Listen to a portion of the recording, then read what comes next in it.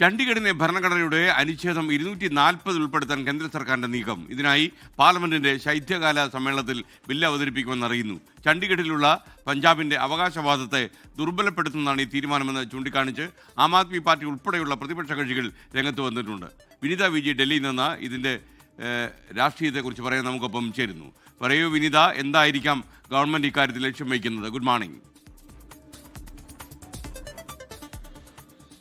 Good morning S K. നിലവിൽ പഞ്ചാബും ഹരിയാനയും ഒരേപോലെ അവകാശവാദം ഉന്നയിക്കുന്ന തലസ്ഥാനമായ ചണ്ഡീഗഡിന്റെ ഭരണ നിയന്ത്രണം പൂർണ്ണമായും ഏറ്റെടുക്കാനാണ് കേന്ദ്ര സർക്കാരിന്റെ ഒരു നീക്കമുണ്ടാകുന്നത്.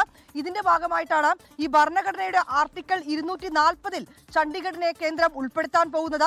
പാർലമെന്റിന്റെ ശൈത്യകാല സമ്മേളനത്തിനായി പ്രത്യേക ബില്ല് അവതരിപ്പിക്കാനാണ് നീക്കം നടക്കുന്നത്. അത് ഭരണഘടനാ ബിൽ 2025 എന്ന പേരിലാണ് ഈ ബില്ലുള്ളത്.